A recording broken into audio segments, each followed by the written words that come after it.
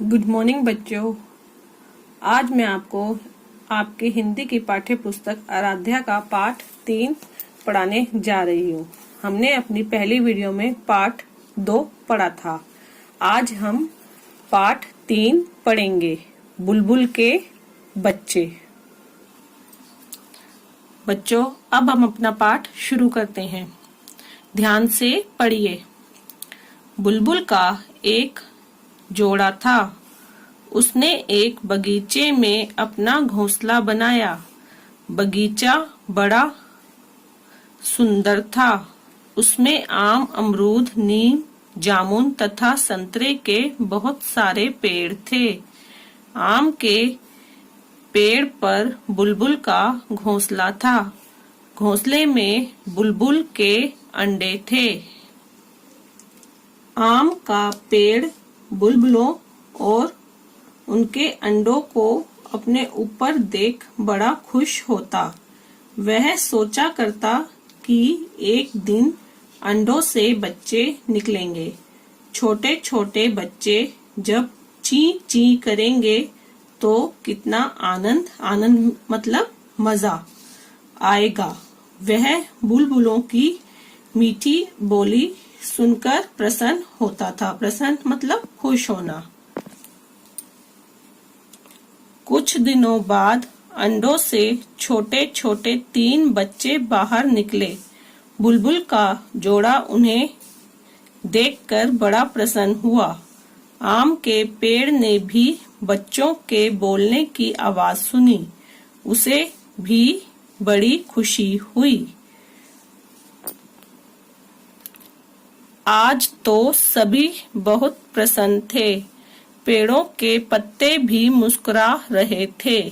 खुशी के मारे चिड़िया डाली डाली चहकती फिर रही थी।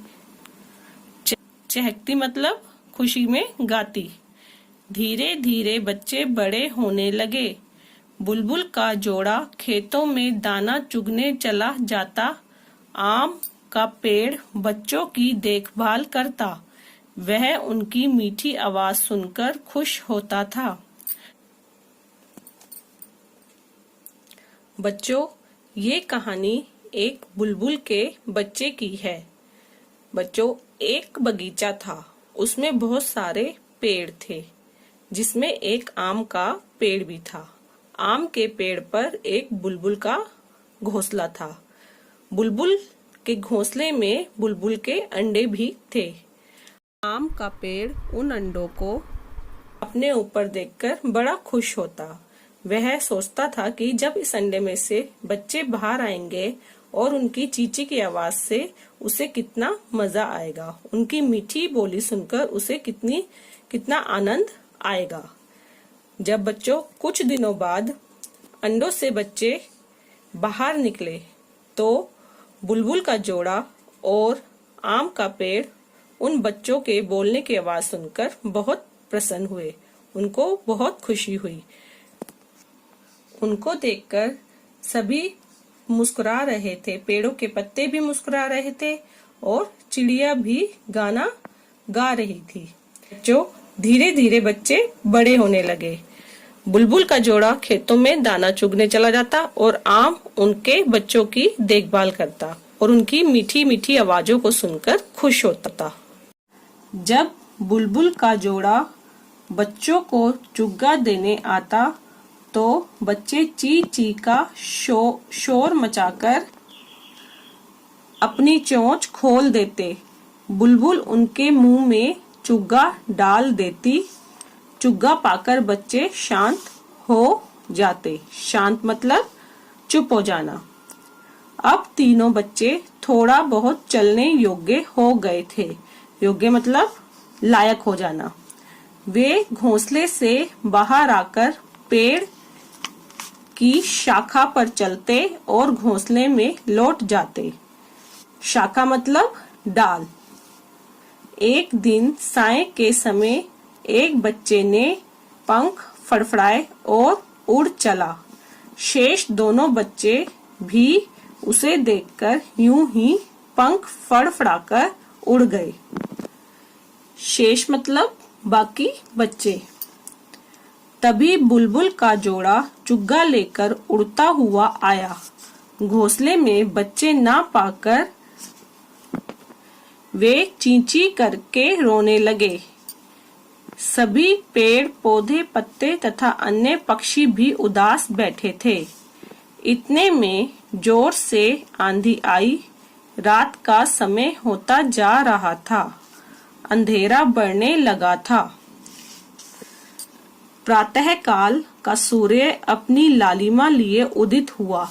अचानक निकट के पेड़ से ची ची की आवाज सुनाई दी। सभी प्रसन्न हो उठे।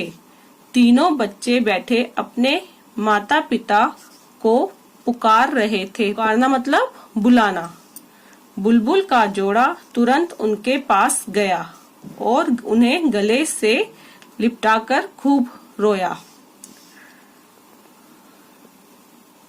माँ, हम आंधी में रास्ता भटक गए थे।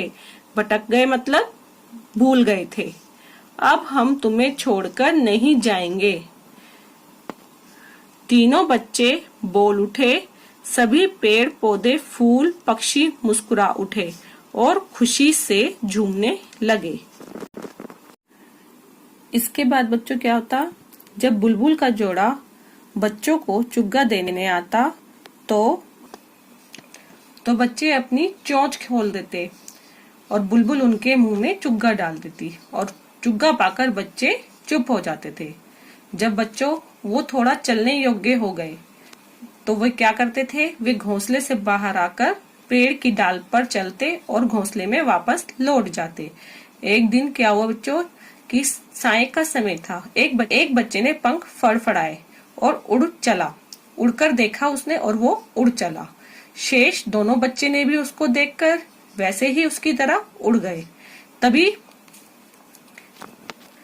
तभी बुलबुल का जोड़ा चुग्गा लेकर वापस आया। उसने देखा कि घोंसले में बच्चे नहीं है और वह उनको ना पाकर रोने लगे। उसने देखा कि सभी पेड़ पत्ते पौधे सब उदास बैठे थे, पक्षी भी। इतने में बच्चों जोर से आंधी आई। रात का समय भी हो गया था। अंधेरा भी बढ़ने लगा। प्रातःकाल हुआ। अचानक उनको पास के पेड़ से चींची की आवाज सुनाई दी। उनकी आवाज सुनकर सभी खुश हो गए और तीनों बच्चे अपने माता पिता को आवाज लगा रहे थे। बुलबुल का जोड़ा उनके पास गया और उनको अपने गले से लगाकर खूब रोया। बच्चों ने बताया, माँ, हम आंधी में रास्ता भूल गए थे। अब हम तुमको कभी नहीं छोड़ के जाएंगे। और उन बच्चों को देखकर सभी पेड़ पौधे, फूल, पक्षी मुस्कुराए और खुशी से झूमने लगे। तो बच्चों, इस पाठ से हमें क्या पता चलता है कि हमें अपने माता पिता की बात को मानना चाहिए। उन्हें बिना बताए हमें कहीं नहीं जाना चाहिए। तो बच्चों, आज हमने यह पाठ पढ़ा। अब आपको इस पाठ को अच्छे से पढ़ना है और इसमें से 10 कठिन शब्द ढूंढकर अपनी आरसी में लिखने हैं। हम अगली वीडियो में इस पाठ के प्रश्न उत्तर, शब्दार्थ, रिक्त स्थान और सही गलत करेंगे।